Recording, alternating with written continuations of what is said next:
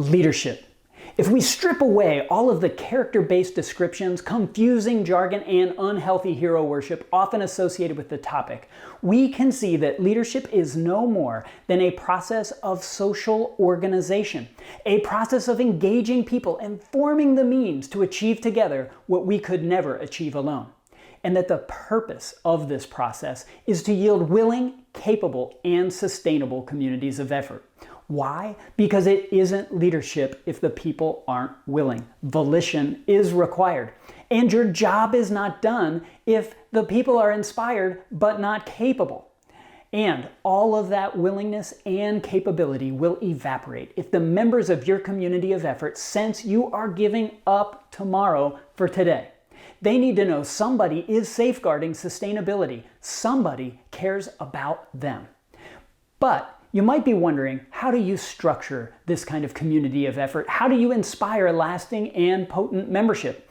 Where do you start? Well, leaders who embrace the leadership SOPs start with their scope. Every community of effort is defined by its scope. Not by its boundaries or your areas of responsibility, but by the community of effort's strategies, culture, objectives, purpose, and ecosystem. The SCOPE acronym helps leaders remember these critical dimensions which form the fundamental architecture of their communities of effort. It is more complete than the traditional mission, vision, values, emphasizing items like your system of stakeholders which forms your context, highlighting the critical objectives which make your vision more tangible, and emphasizing the strategy. But SCOPE is more than just a mnemonic device. SCOPE also serves as a powerful strategic planning, communications, and organizational design and alignment model. Veteran leaders know that the process to develop your strategy doesn't begin with sitting down and talking about strategy. It begins with that E for ecosystem and generally moves from right to left through the SCOPE acronym, culminating in the development of winning strategies which drive and uphold the culture, achieve your objectives, and fulfill your purpose by delivering value, not waste, to your ecosystem. Let me ask you this. Did your business climate ever change overnight, but your community of effort failed to make the turn? Well, scope it. What about your org chart? Are you trying to deliver today's objectives with yesterday's structure? Try using scope to set new design criteria and kick off your organizational design effort. Are people across your organization struggling to understand how to engage with your department? Use scope to engage them and organize your key messaging.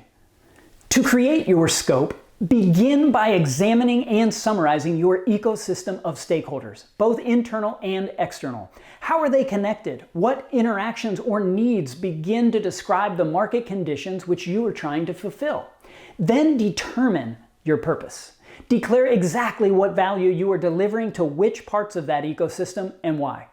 Next, formulate and describe your business objectives, starting with your grandest objective, your vision, and then working backwards to shorter-term milestones which will mark your progress.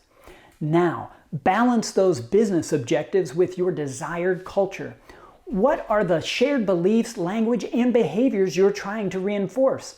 What cultural objectives need to stand beside those business objectives you named?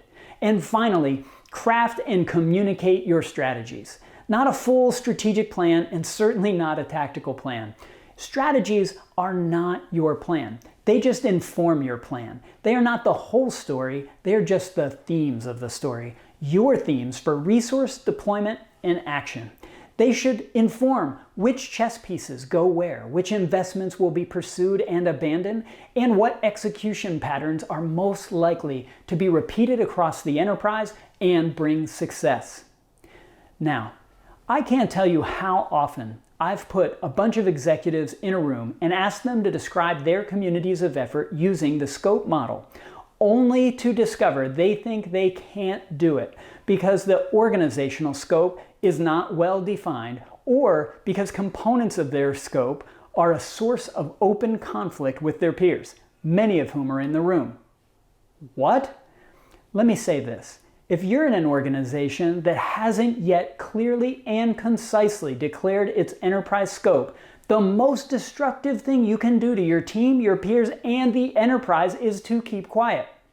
The worst kind of conflict is latent conflict. The job of conflict in organizations is to highlight areas of disagreement and provide the opportunity for agreement. Conflict constructs teams. Silence undermines them. Don't hide from your scope. Push it out into the open. Use your employees, peers, bosses, and stakeholders to develop, pressure test, and define it.